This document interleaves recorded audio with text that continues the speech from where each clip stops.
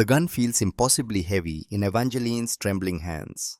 3 weeks from now, she will stand in this exact spot, an abandoned warehouse on Chicago's south side, where broken glass crunches beneath her feet and rust stains every surface the color of old wounds. The air reeks of motor oil and rot. A single flickering bulb swings overhead, throwing monstrous shadows across the walls. Damien Stone stands 15 feet away. His left hand grips a hunting knife blade pressed against Aurora's throat. Eva's sister, 22 years old, pale as death itself. An IV line hangs from her arm, ripped out and bleeding. Her eyes plead silently. Beside Aurora, little Scarlett sobs.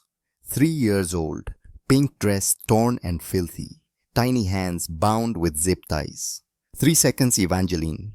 Damien's voice echoes in the cavernous space, calm, almost amused. Shoot me or watch them bleed, your choice. The Glock 19 wavers in Eva's grip. Her finger trembles on the trigger. 1. How did it come to this?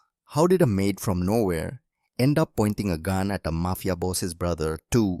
The answer begins 3 weeks earlier, on a night when the sky opened up and Chicago drowned. The rain comes down in sheets that turn the city into a watercolor painting running off the canvas.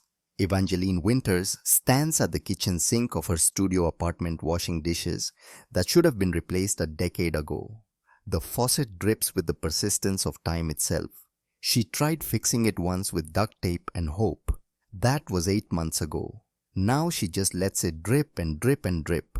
Through the window, she watches the storm devour the city. Lightning splits the sky like a wound.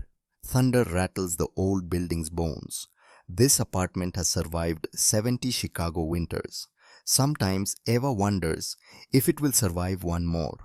The clock on the microwave blinks 6:47 a.m. in angry red numbers. She's been awake since 4. Her body knows the rhythm now. Wake before the alarm. Make instant coffee. Shower in lukewarm water because the building's boiler is older than she is.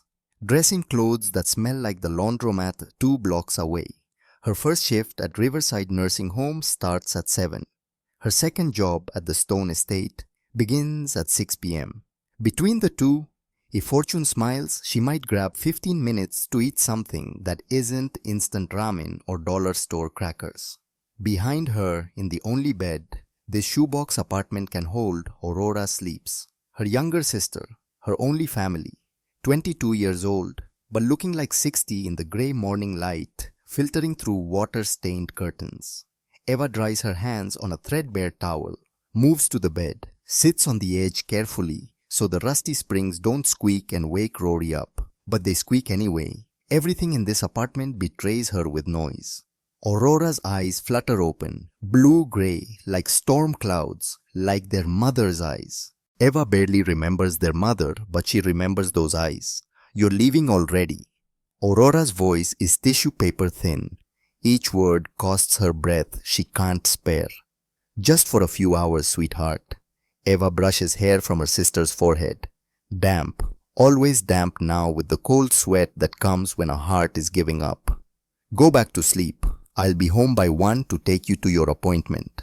Aurora's hand finds Eva's. Bones wrapped in skin. That's all that's left. The disease has eaten everything else. You work too hard. I work exactly enough. Eva forces a smile. The same smile she's been forcing for 5 years. Ever since the doctor said congestive heart failure and $200,000 and maybe 2 years if she's lucky. That was 5 years ago. Rory's still here, still fighting. But the clock ticks louder every day. Eva can hear it in her sister's labored breathing, in the way her lips have started turning blue at the edges. Did you remember your pills? Eva asks. All 4 of them. The pink ones still taste like chalk mixed with suffering. They all taste like that. This one tastes like extra suffering. They share a small laugh. It's the same joke they've made for months, but familiar jokes are comfortable blankets when everything else is falling apart around you. Eva stands, grabs her coat from the hook by the door. It's not warm enough for November in Chicago. The lining is torn. One button is missing. But it's the only coat she owns, and buying a new one would mean choosing between warmth and Aurora's medication. She chooses the medication every time. Eva, she turns back. Aurora's eyes are wet. I know how much money you have saved. Eva's stomach clenches like a fist. Rory, don't. 98,000. I saw the statement on your desk last week. Aurora's voice cracks like thin ice. That's not even halfway. And the doctor said, he said I have maybe 60 days before my heart just stops trying. Don't. Eva returns to the bed, kneels so they're eye to eye. Don't you dare give up on me. We're going to get that money, all of it. I picked up extra hours at the estate. Milkus Patterson at the nursing home said she might have overnight shifts opening up. We're going to make this happen. But what if we don't? The question hangs in the stale apartment air like smoke from a candle that's been blown out. What if there's not enough time? Eva grips her sister's hand, hard enough to hurt, hard enough to anchor them both to this moment, to this world, to the possibility of a future that includes both of them breathing. Then I'll rob a bank. I'll do whatever it takes. You hear me? Whatever it takes. Aurora manages a weak smile. That's illegal. So is giving up. And you're not allowed to give up. Eva leans forward, kisses her sister's forehead, tastes salt and fear. I love you. Take your meds. And for God's sake, eat something that isn't crackers. Crackers are a food group. Crackers are what pigeons eat. Maybe I'm part pigeon. You're not a pigeon. Eva stands, heads for the door. You're a pain in my ass, but you're my pain in my ass, so stay alive until I get back. The door closes behind her with a sound like a coffin lid. In the hallway, Eva allows herself 5 seconds. 5 seconds to lean against the peeling wallpaper. 5 seconds to close her eyes. 5 seconds to feel the weight of $98,000 that might as well be 98 million. Then she straightens, wipes her eyes with the back of her hand, heads down 4 flights of stairs because the elevator hasn't worked since Carter was president. The rain is waiting outside like a punishment. It soaks through her inadequate coat in seconds. She doesn't have an umbrella, can't afford one, not when umbrellas cost $15. And $15 is 3 days of Aurora's medication. So she walks 6 blocks to the bus stop through rain that feels like tiny fists. 45 minutes on the red line, pressed against the strangers who smell like wet wool and morning regrets. Then another 15-minute walk to Riverside Nursing Home. By the time she arrives, she's drenched to the bone and shivering. But she's on time. She's always on time. Riverside Nursing Home smells like industrial disinfectant trying to hide the smell of death and failing. Eva clocks in at 7:01, 1 minute late. Brenda, the charge nurse, glares over her clipboard. Brenda has a face like a disappointed walnut and the warmth of a January mortgage payment. Cutting it close again, Winters. Bus was delayed. The rain. Bus is always delayed with you. Brenda doesn't look up from her clipboard. Room 204 needs a bedpan change. Room 207 thinks you're her daughter again. Room 210 coded twice last night. Keep an eye on him. Room 210, Mr. Harrison, congestive heart failure, like Aurora. Eva knows the progression by heart now, has it memorized like a terrible poem. First the swelling in the ankles, then the shortness of breath, then the fluid in the lungs that makes every breath feel like drowning on dry land. Then the organs shutting down one by one, lights going out in a house that's being abandoned until finally the heart just stops trying. Without surgery, that's Aurora's future. Written in medical textbooks and death certificates and the grey faces of patients in room 210. Eva ties her hair back, puts on the polyester scrubs that make her look like she's cosplaying as someone who matters, grabs her assignment sheet and plunges into the 6-hour shift. Bedpans and sponge baths. Administering medications that cost more per pill than Eva makes per hour. Holding the hand of Mrs. Kowalski while she cries because she forgot her daughter's name again, and the forgetting is worse than dying. At 10:15 a.m., but Mr. Harrison codes. Eva hears the monitor from the hallway. The terrible flatline sound that means her heart has decided it's done. She runs, bursts into room 210. Harrison is blue, eyes roll back, not breathing. Eva's training takes over, automatic, instinctive. She tilts his head back, checks the airway, clear, positions her hands on his chest, 2 inches above the xiphoid process, fingers interlaced. Someone call the code, she shouts. Then she starts compressions, 30 pumps, hard, fast, to the rhythm of Staying Alive like they taught her in the CPR certification course 3 years ago. The irony of that song is not lost on her. After 30 compressions, she pinches his nose, seals her mouth over his, 2 rescue breaths. His chest rises, falls. She returns to compressions, 30 more, 2 breaths, repeat. The code team arrives after 45 seconds. Crash cart, defibrillator, 3 nurses and Dr. Chen.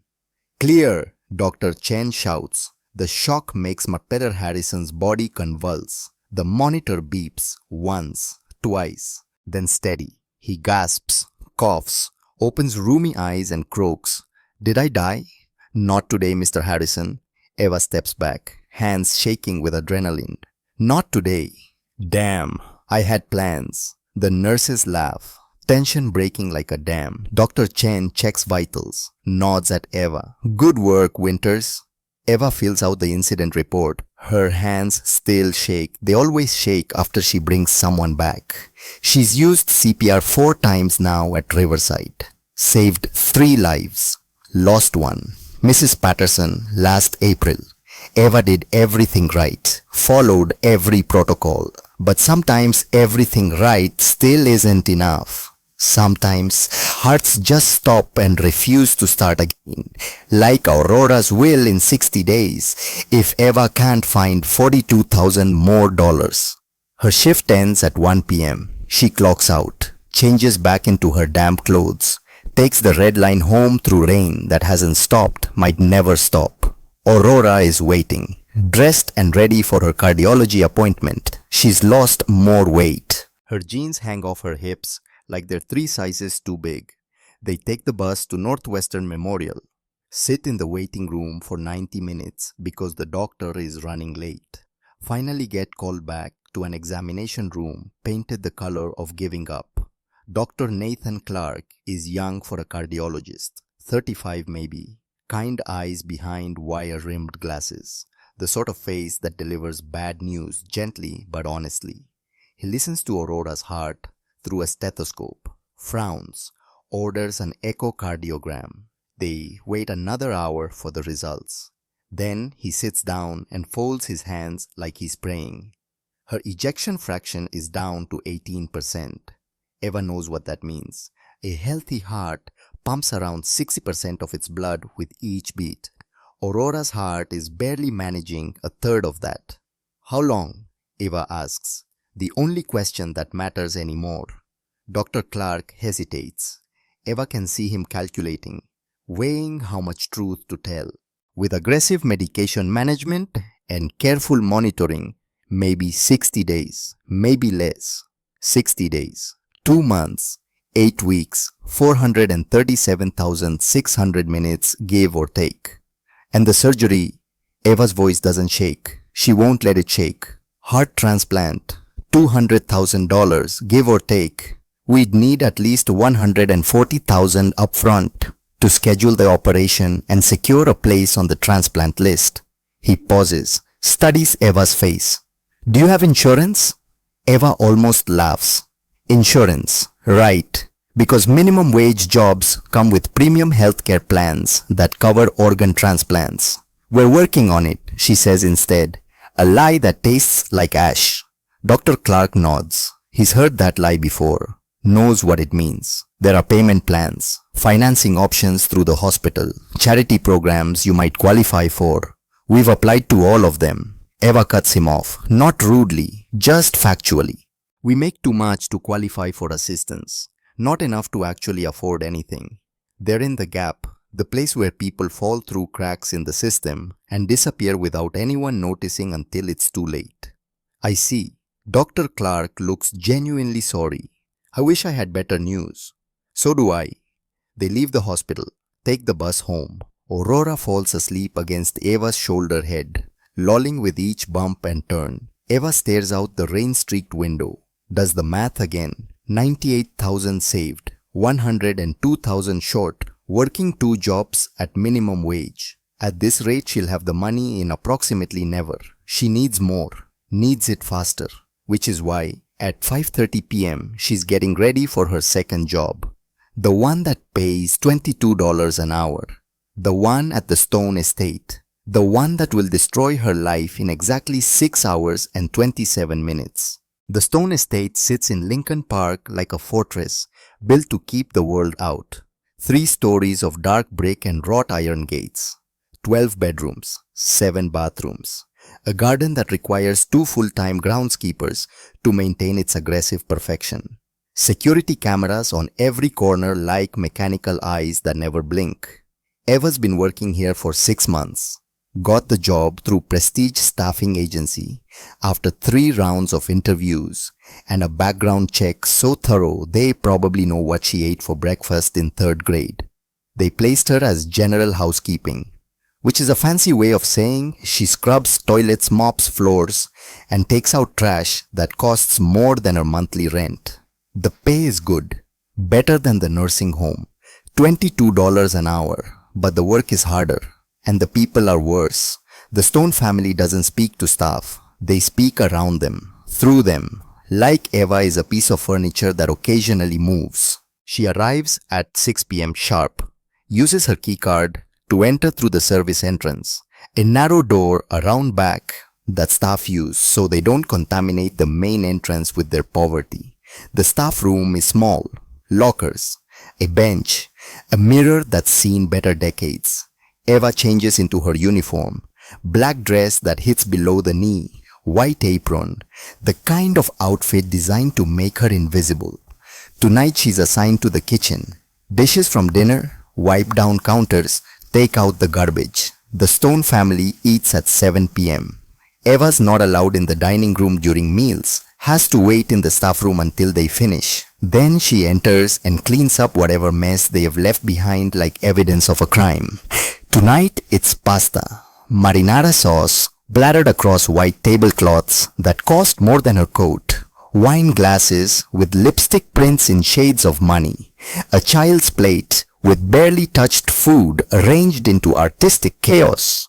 The child is Scarlett, 3 years old, Alexander Stone's daughter.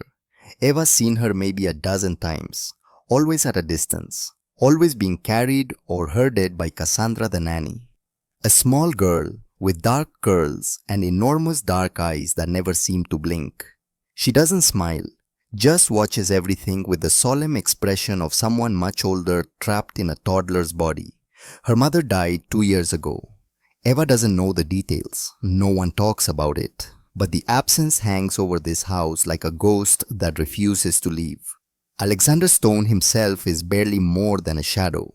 Eva's glimpsed him maybe twice in 6 months. Tall, dark suit that probably costs more than Aurora's surgery.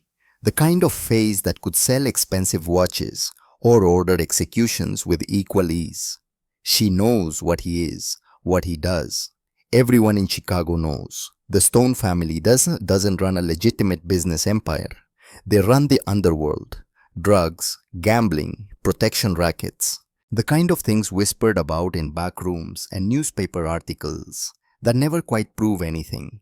But Eva doesn't care about any of that. She cares about the $22 an hour. She cares that this job doesn't ask questions about her sister or her past or why someone with nursing experience is scrubbing floors.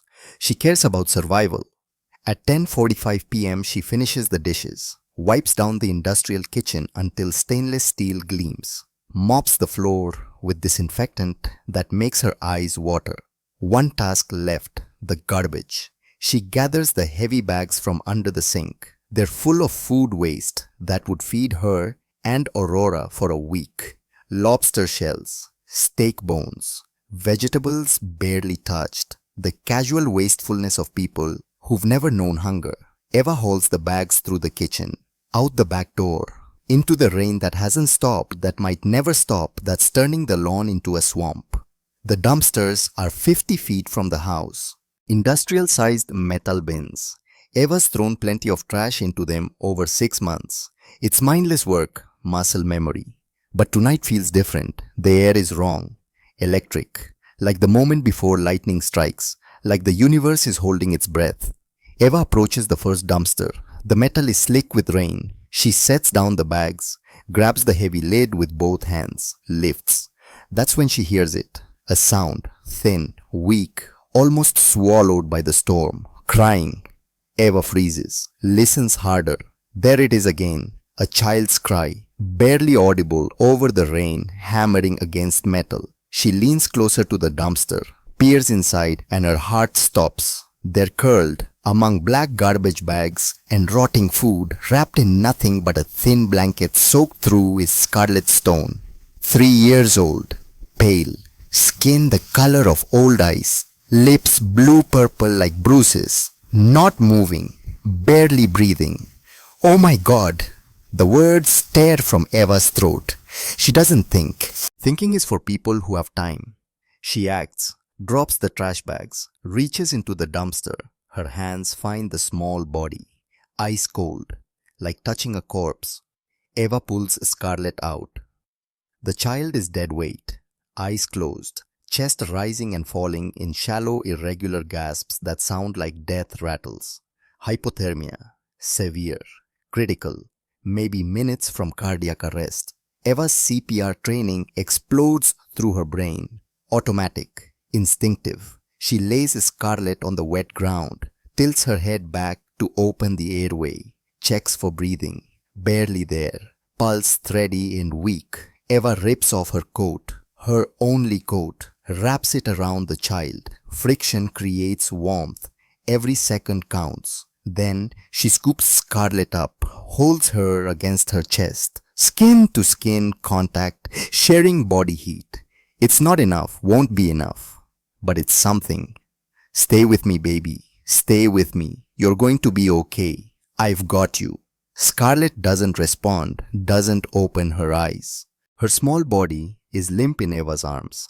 Eva runs, back toward the house. Her feet slip on wet grass. She nearly falls, catches herself, keeps running. Help! Her waist tears through the storm like a scream ripping fabric. Someone help! I found her! The back door flies open. Cassandra Merritt stands there. The nanny, 29 years old, blonde hair pulled into a severe bun, wearing a nightgown and robe, eyes wide. But there's something wrong with those eyes, something that Eva will remember later when it's too late. Cassandra's eyes aren't shocked, they're calculating. Oh my God! Cassandra screams, shrill enough to wake the dead. What are you doing? I found her in the dumpster. She's freezing. We need to get her inside. Guards. Cassandra's voice hits a pitch that could shatter glass. Guards! She's kidnapping Scarlett. She's trying to take her. Eva's blood turns to ice water in her veins. What? No, I just pulled her out of. I saw you. Cassandra points a shaking finger like a weapon. I saw you throw her in the trash. You monster. You tried to kill her. Footsteps, heavy, multiple, running. 4 security guards around the corner, all armed, all pointing guns directly at Eva's head. Don't move. The lead guard barks. Military bearing, crew cut, face like granite. Put the child down now. Eva's mind can't process what's happening. This isn't real. Can't be real. This is a nightmare and she'll wake up and... Please, you have to listen. She was in the dumpster. She's hypothermic. She needs a hospital right now. Put her down. Rough hands grab Eva, rip Scarlett from her arms. The child's small fingers clutch at Eva's coat for one desperate second before being torn away. No, please. She needs to stay warm. She needs... A fist connects with Eva's face. Pain explodes like a firework behind her eyes. The world tilts sideways. She tastes copper and rain. Eva hits the ground, mud and grass and rain. Her hands are wrenched behind her back. Zip ties bite into her wrists. Please, Eva sobs, blood and rain mixing on her lips. Please just check on her. Make sure she's breathing. Please.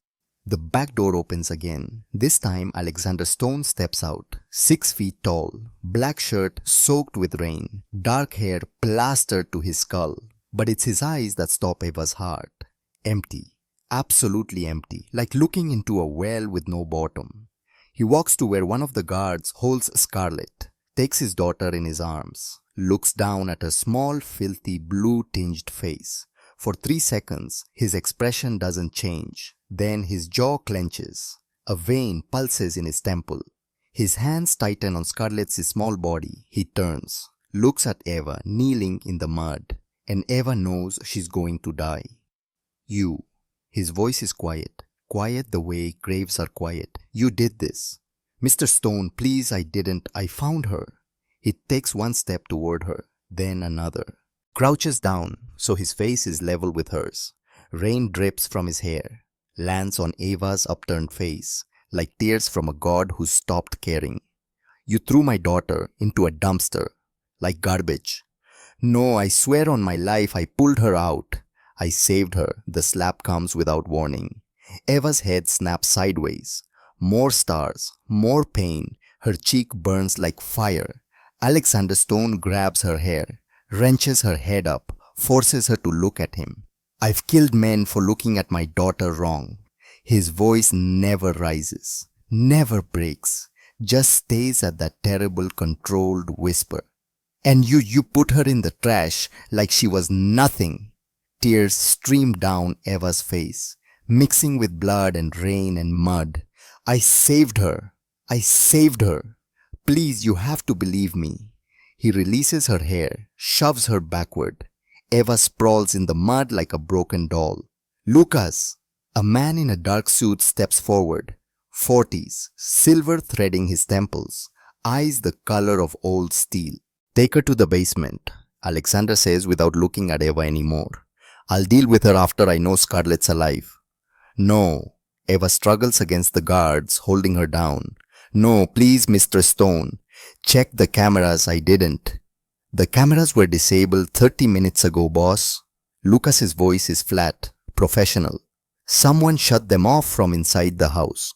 Alexander freezes, turns slowly back to Eva. Interesting timing, he says softly. Someone with inside access codes shuts down security. Then you just happen to find my daughter in the trash. His eyes narrow to slits.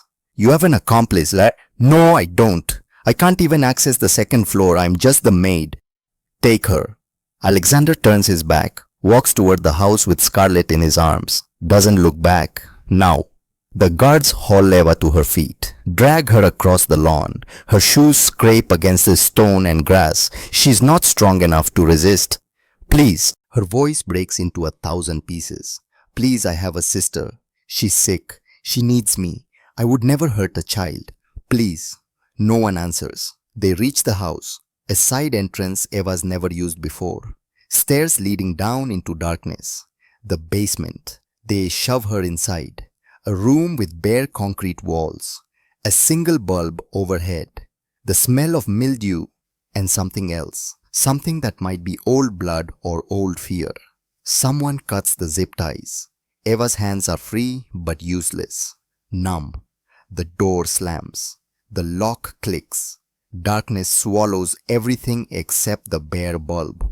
Eva collapses onto the freezing concrete floor. Hugs herself against the cold that seeps up through the ground like it's trying to pull her into the earth. And suddenly, she's 7 years old again.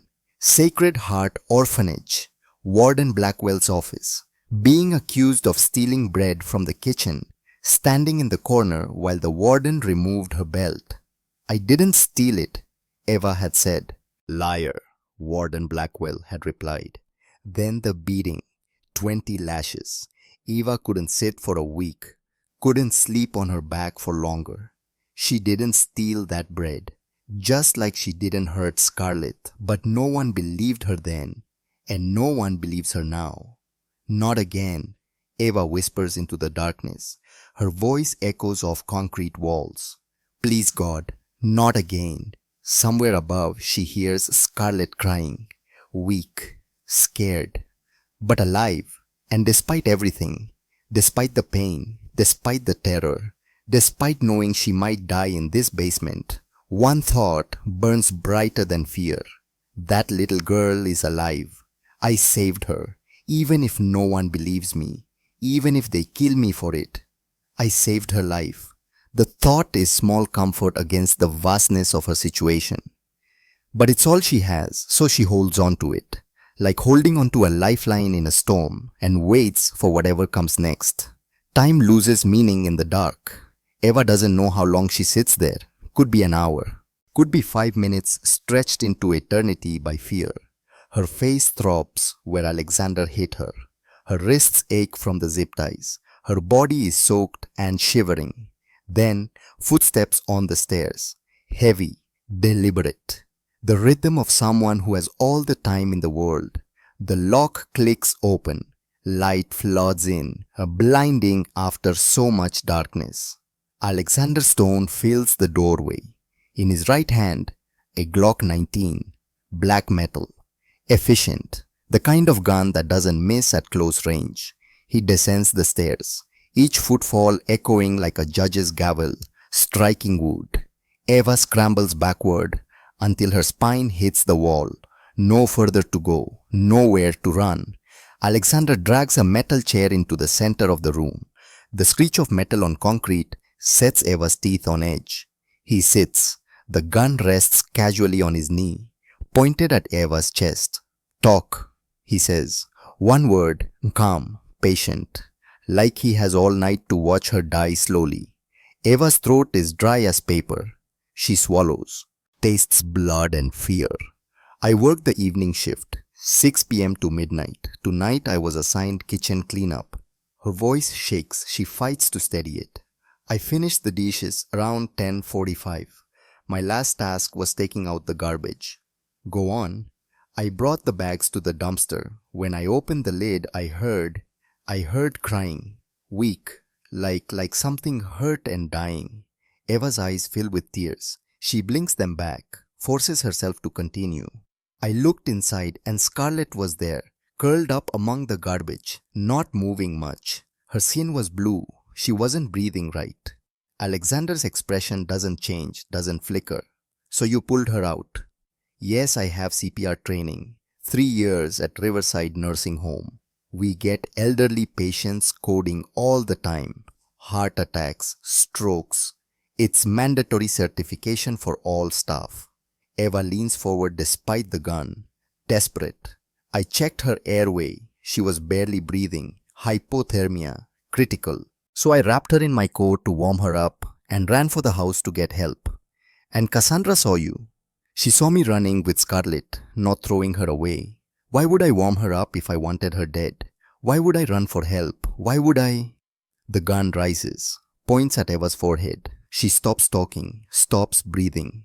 "That's a good story," Alexander says. His voice is soft, almost gentle, like a parent explaining why they have to punish their child. Detailed, coherent, the kind of story someone would prepare in advance. It's the truth.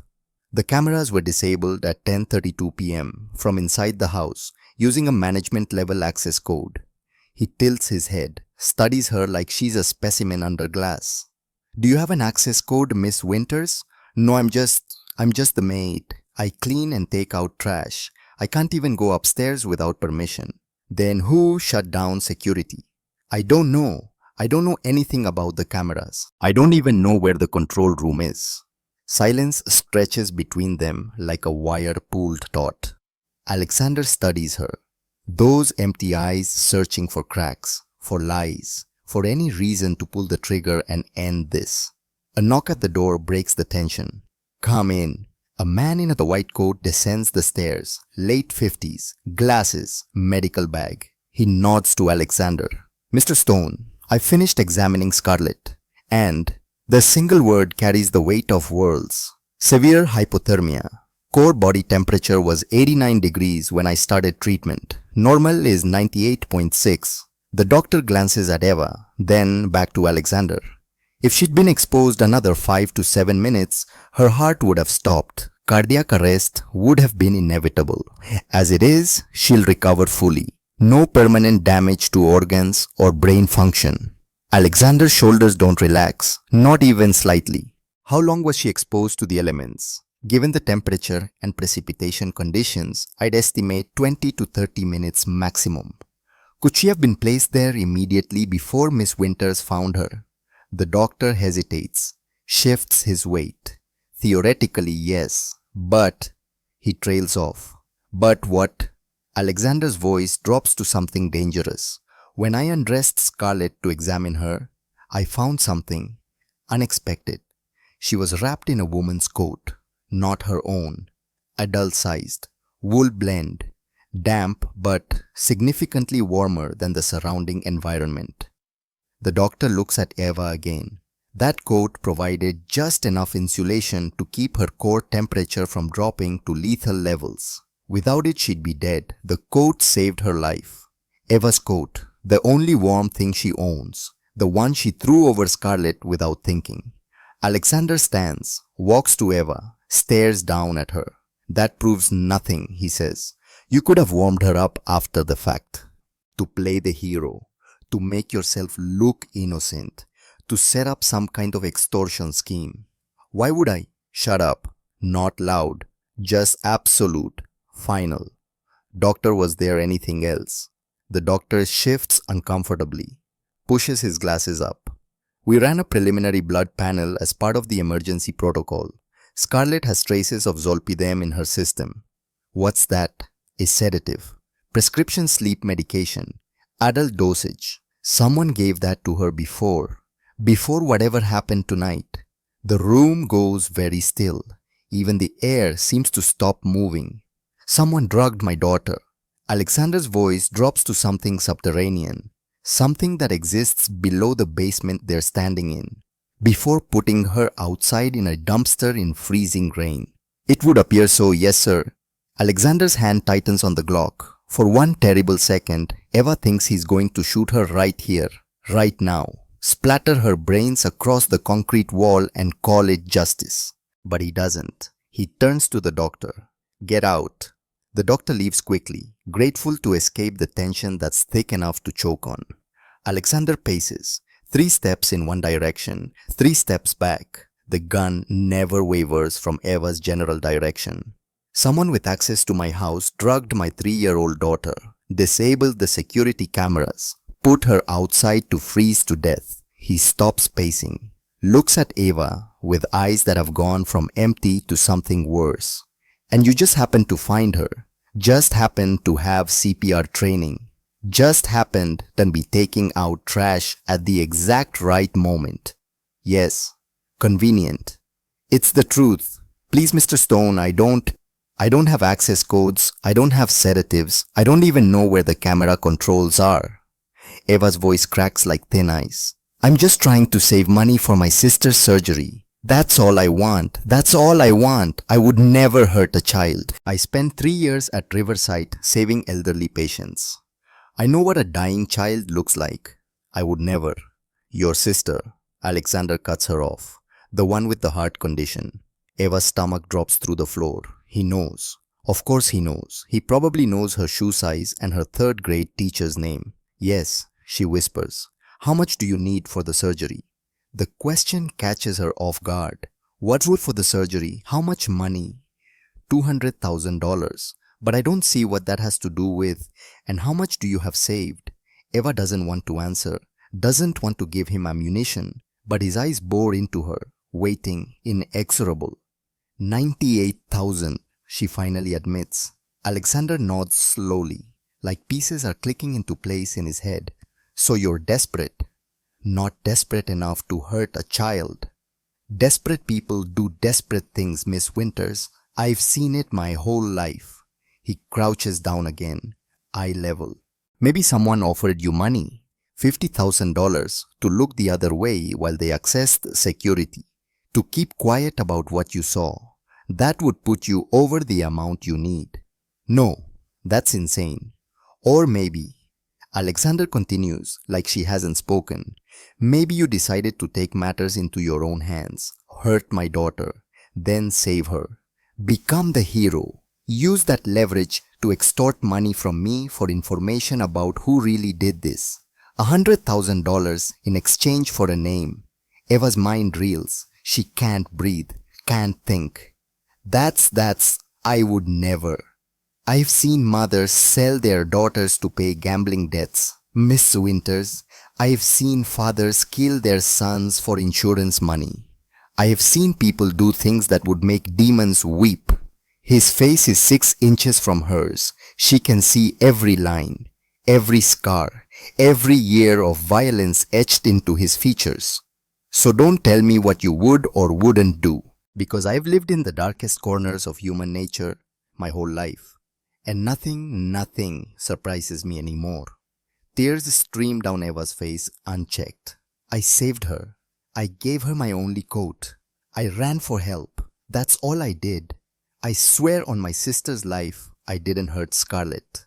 For a long moment, Alexander doesn't move, doesn't blink, just stares at her like he's trying to see through flesh and bone into her soul. Then he stands, points the gun at her head.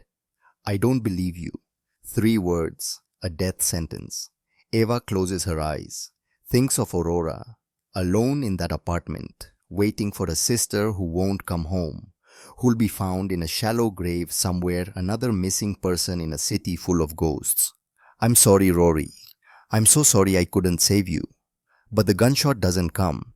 Instead, Alexander's phone rings. He answers without looking away from Eva. What a... Lucas's voice on the other end, muffled, urgent. Alexander's expression darkens. When more muffled speech. I'll be right up. He ends the call, looks at Eva one last time. You're going to rot in a cell while I figure out the truth. And when I do, when I prove you're lying, I'll make sure you beg me to kill you. Because what comes before that will be worse than death. He walks to the door, pauses. Lucas.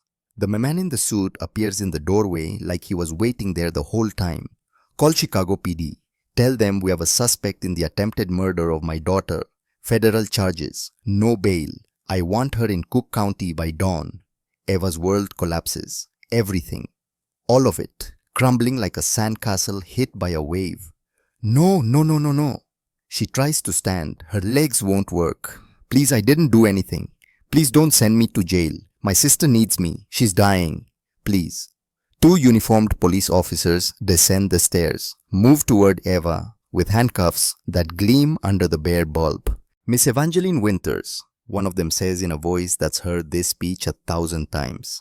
You're under arrest for the attempted murder of a minor. You have the right to remain silent. Anything you say can and will be used against you in a court of law. The words blur together. Meaningless syllables, just noise. They haul her to her feet. Snap the cuffs around her wrists. The metal is freezing. Too tight, biting into skin. As they lead her up the stairs, Eva looks back one last time. Alexander Stone stands in the shadows of the basement, watching her go with eyes that show nothing. Nothing at all. Like she's already dead, and he's just waiting for her body to figure it out. The police car smells like old sweat-stale coffee and every bad decision that ever ended in handcuffs. Eva sits in the back, hands cuffed behind her, head against the window. The glass is frosted with condensation from her breathing. Outside, Chicago rushes past. Lights and rain and people living their lives with no idea that in this car, someone's entire existence is ending in real time. She thinks about Aurora. Who's going to make sure she takes her medications on schedule? Who's going to drive her to appointments? Who's going to hold her hand when the fear gets too loud and the walls close in? She thinks about the 60 days Dr. Clark mentioned. 60 days until Aurora's heart gives up entirely. Eva won't be there. She'll be in a cell, waiting for a trial that will never believe her, waiting to be convicted by a jury who look at her and see guilty written across her face because poverty looks like guilt to people with money. The tears come, silent, unstoppable. She leans her forehead against the cold window and whispers the only prayer she has left. Please God, please let someone believe me, please. The rain answers, it always does. But it never says yes. Cook County Jail doesn't look like hell from the outside. It looks like a concrete box, grey, utilitarian, the kind of building that could house anything. A school, a warehouse, a place where hope comes to die slowly over decades. Eva learns the difference in the first 60 seconds after the police car pulls into the intake bay at 3:47 a.m. Inside, fluorescent lights burn white and merciless, the kind of light that reveals every flaw, every bruise, every crack in the foundation of a person's humanity. A female guard sits behind bulletproof glass, 50s, face like old leather left too long in the sun. She doesn't look up when Eva approaches, flanked by the two officers. Name: Evangeline Winters. Charges: the officer behind Eva answers: attempted murder of a minor. Federal charges. No bail. The guard's eyes flick up, brief, assessing, cold as a butcher evaluating meat. Then back to her computer screen. She going to general or protective? General. Boss's orders. Eva doesn't understand what that means. Not yet. She will. Strip. The word hits like a physical blow. What? You deaf strip. Everything off. Now. The guard's voice is bored. She's done this 10,000 times. We'll do it 10,000 more before she retires. Eva's hands shake as she removes her clothes. The damp dress that still smells like rain and garbage. The undergarments. Everything that separates her from complete vulnerability. She stands naked under lights that hide nothing, that reveal everything. The guard circles her like a predator. Turn around, squat, cough. Humiliation burns hotter than any physical pain. This is what it means to be property, to be something less than human, to be reduced to a body that must be searched for contraband before it can be locked away. When it's over, when Eva has been thoroughly dehumanized, they toss her an orange jumpsuit. The fabric is rough, smells like industrial detergent and other people's despair. Hands, they take her fingerprints, press each finger into ink, press it onto cards. Her identity reduced to whirls and loops and patterns that will follow her forever. Then the photograph, standing against a height chart, holding a placard with a number. 047832. That's her now. Not Evangeline. Not Eva.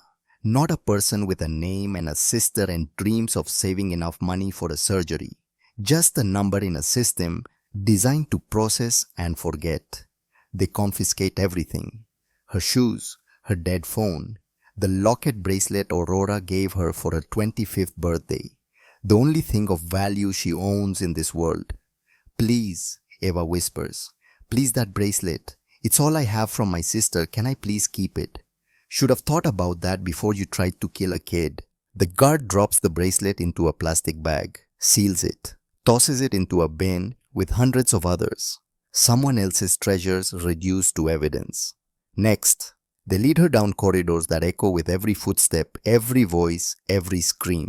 The sound bounces off concrete and steel until it becomes oppressive. A physical weight pressing down. Cell block D. The guard unlocks a heavy door, slides it open with a metal shriek that sets Eva's teeth on edge and probably wakes the entire block. Home sweet home. The cell is 8 feet by 10 feet. 2 bunk beds welded to the walls.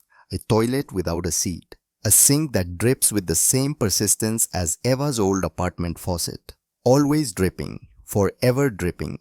5 women look up when Eva enters. 5 pairs of eyes that measure her in seconds, weigh her, judge her, find her wanting and decide her fate. The door slams shut with a finality that echoes in Eva's chest. She stands frozen, doesn't know where to go, where to look, what to do. A woman on the bottom bunk sits up, 40s, covered in tattoos that tell stories Eva can't read. Arms like coiled steel.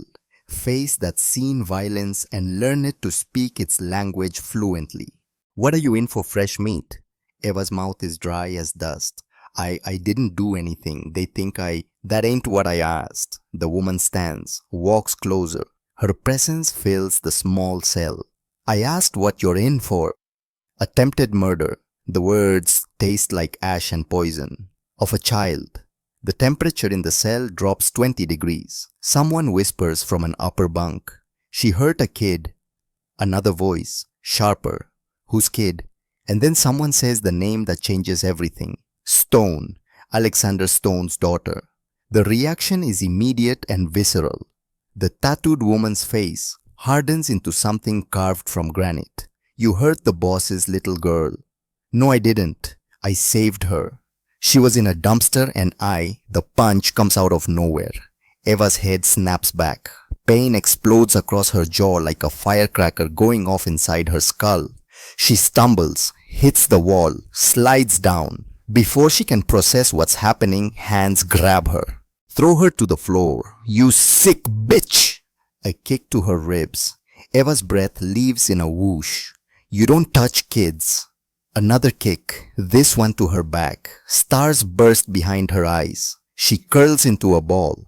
Arms over her head like she learned at Sacred Heart when the bigger kids would corner her. Please stop, I didn't. The beating doesn't last long.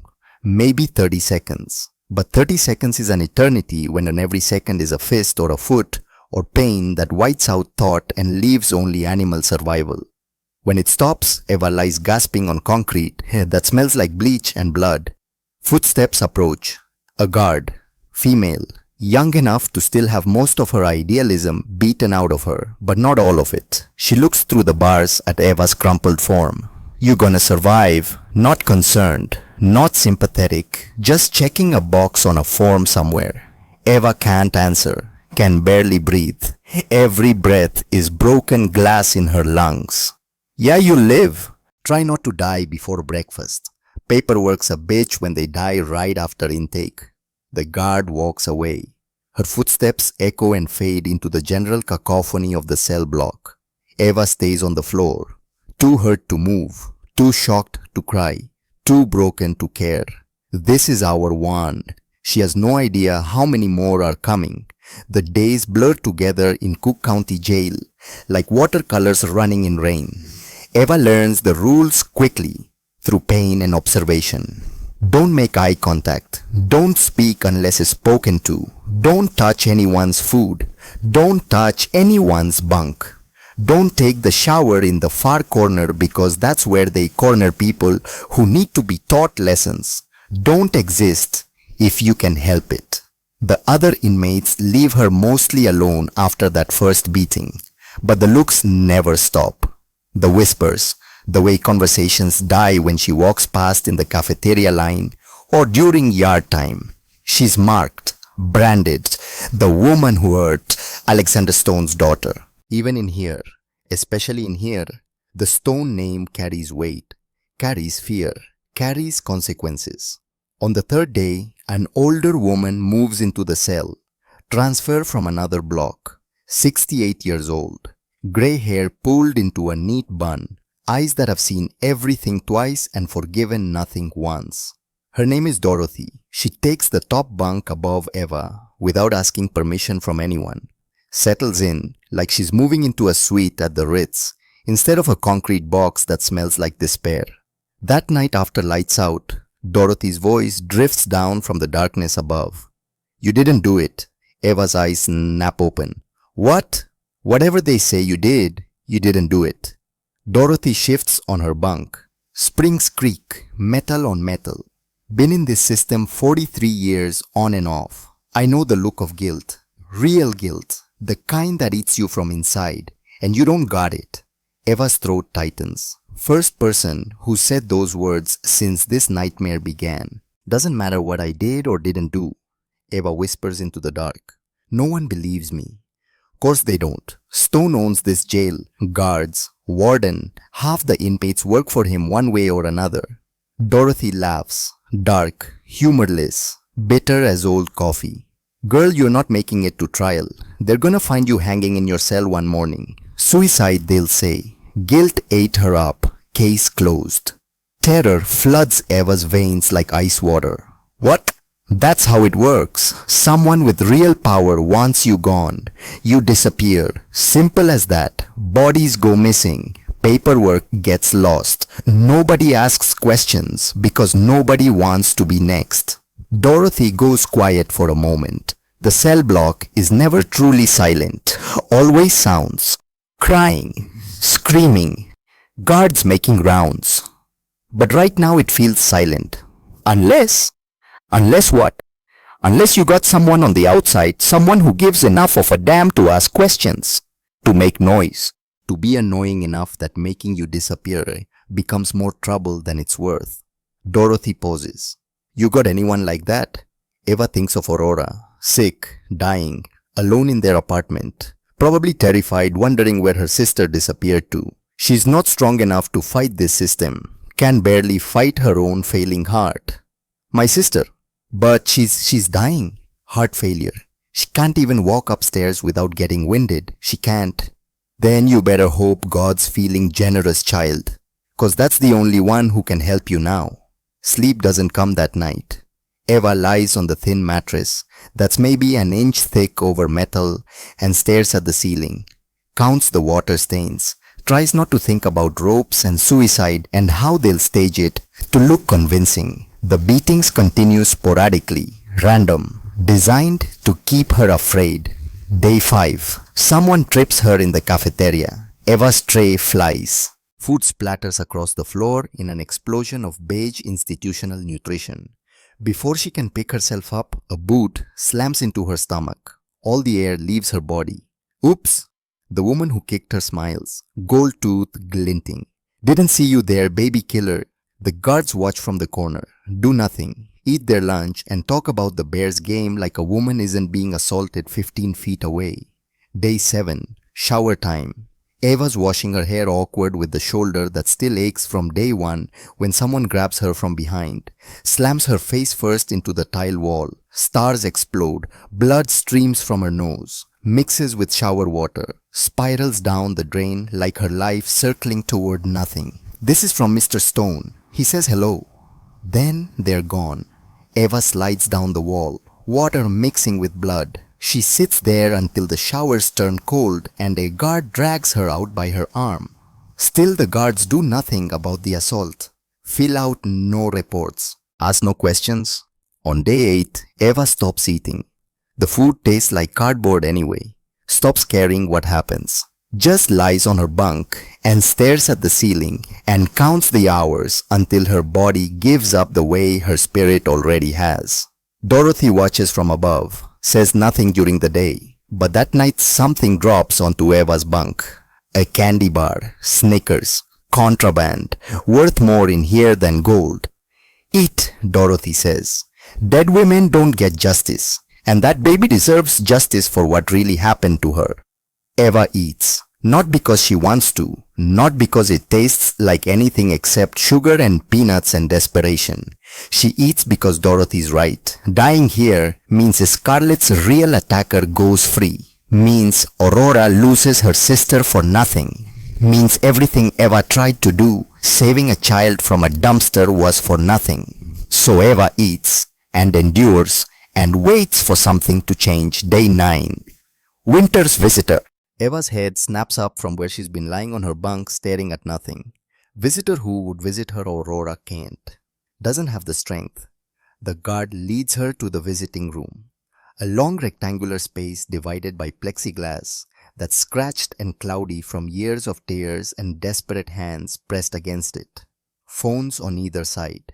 20 stations, 15 occupied with inmates and their visitors having conversations nobody should have to have.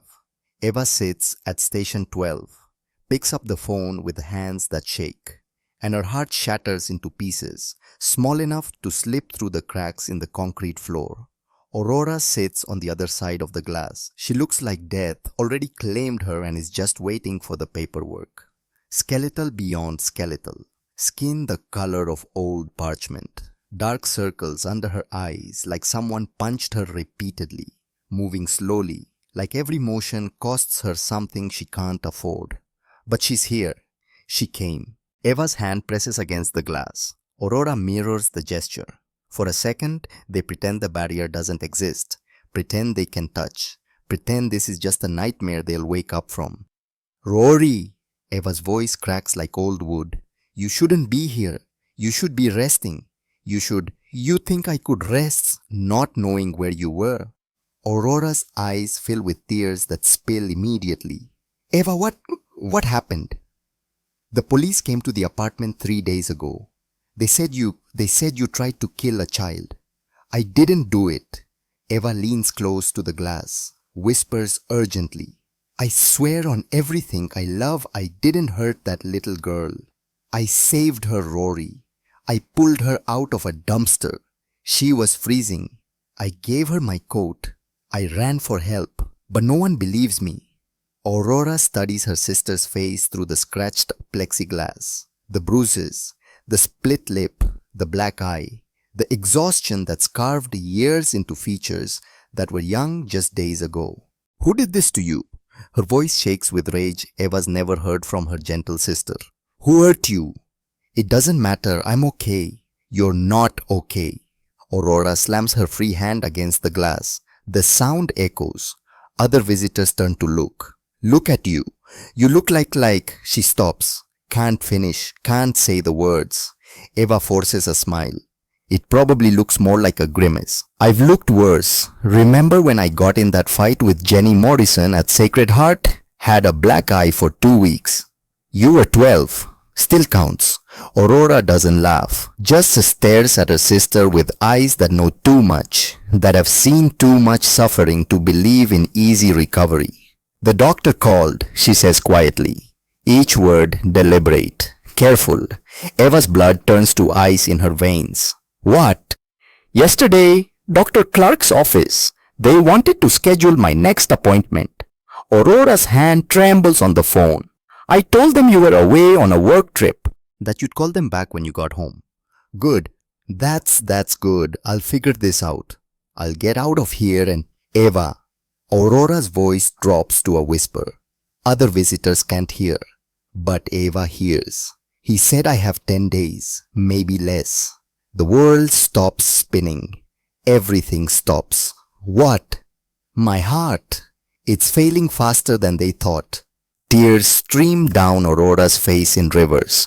The ejection fraction dropped to 15%. They did an emergency echo when I went to the ER after you disappeared. 10 days, Eva. Maybe a week. If I don't get the surgery. No. Eva's vision blurs. No. The doctor said 60 days. He said 60 days. You have time. That was 2 weeks ago. Things got worse. Aurora wipes her eyes with a free hand, but more tears fall. I'm not afraid of dying, Eva. I have made peace with it. I have had 22 years. That's more than some people get. Stop! Eva's sob echoes through the visiting room like a wounded animal. Other inmates and visitors turn to stare. Eva doesn't care. Let them look. Don't say that. Don't you dare say that. But I'm afraid. Aurora's voice breaks completely. I'm afraid you'll be alone, that no one will take care of you when I'm gone, that you'll blame yourself for something that isn't your fault, that you'll... Visiting time's over. The guard's voice cuts through like a blade severing an artery. No! Eva pounds on the glass with her fist. Please, just 5 more minutes. Please, I haven't seen her in days, please. I said over. Let's go, Winters. Aurora stands on shaking legs. Presses both hands against the glass, palms flat, fingers spread. I love you, she whispers. No matter what happens, no matter what they say you did, I know who you are, and I love you. Rory, don't give up. Please don't give up. The guard grabs Eva's arm, yanks her away from the window. Eva fights, screams Aurora's name, watches her sister's small, fragile figure disappear through the door like smoke dissipating. And then she's being dragged back to cell block D, thrown into her cell like garbage into a dumpster. The door slams with a sound like a gunshot. Eva collapses onto her bunk, curls into a ball, and screams. The sound that tears from her throat isn't human. It's grief and rage and helplessness given voice. It echoes off concrete walls, fills the cell, fills the entire block. Probably carries all the way to the warden's office. No one stops her. They've heard this sound before. Will hear it again. It's the sound of breaking, the sound every prisoner makes eventually, when the weight of their situation crushes them completely. When it's over, when Eva's throat is raw and her voice is gone, and she has no more sounds left inside, she lies trembling on the thin mattress. 10 days. Aurora has 10 days. And Eva's locked in a cage, accused of a crime she didn't commit while her sister dies alone. Dorothy's voice drifts down from the top bunk, gentle, sad, understanding. I'm sorry, child. I'm truly sorry. Eva doesn't answer, can't answer, has no words left, just stares at the wall and counts heartbeats. 10 days of heartbeats, 437,000 minutes. Not enough time to say goodbye properly. Day 10. The guard appears at the cell door earlier than usual. Eva's been awake all night, hasn't slept, can't sleep. Every time she closes her eyes, she sees Aurora's face. Winters, you got a message. Eva looks up from her bunk, wary. Messages usually mean bad news. From who? Detective investigating your case. She said to tell you. The guard checks her notes. Young guard, new. Hasn't had all the humanity beaten out of her yet. Said to tell you the stone kid won't eat, won't sleep. Keeps asking for Miss Eva. Every single night. Eva's breath catches in her chest. Dorothy sits up on the top bunk. What did I tell you? The guard continues. Doc says the kid's losing weight, having nightmares, screaming for you specifically. But the Stones tried everything. Multiple nannies, child psychologists. Nothing works. Kid only wants you. Eva's hands start to shake. She's asking for me by name. Where's Miss Eva? I want Miss Eva. That's what she says, over and over. The guard meets Eva's eyes. Something like sympathy there. 3-year-olds don't know how to lie about stuff like that. They don't have the brain development for complex deception. The guard leaves. Eva sits frozen on her bunk. Dorothy climbs down, sits beside her. The mattress creaks under the added weight. Victims don't ask for their attackers, Dorothy says quietly. That baby knows you saved her. And now that detective knows it too. Which means the truth's coming out whether Stone likes it or not. For the first time since entering Cook County Jail, Eva allows herself to believe.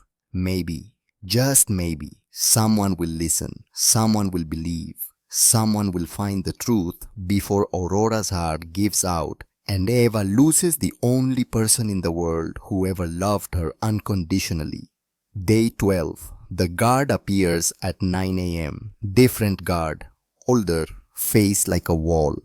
Winters, interrogation room, now.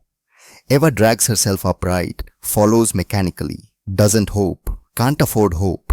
Hope is dangerous in a place like this. The interrogation room is small, metal table bolted to the floor, 2 chairs, concrete walls painted the color of giving up, a mirror that's obviously one-way glass where people watch and judge without being seen. A woman sits at the table waiting. Early 50s, red hair cut short and practical, green eyes sharp as broken glass, worn leather jacket over a button-down shirt, badge clipped to her belt next to a gun she probably knows how to use. She stands when Eva enters, extends a hand across the table.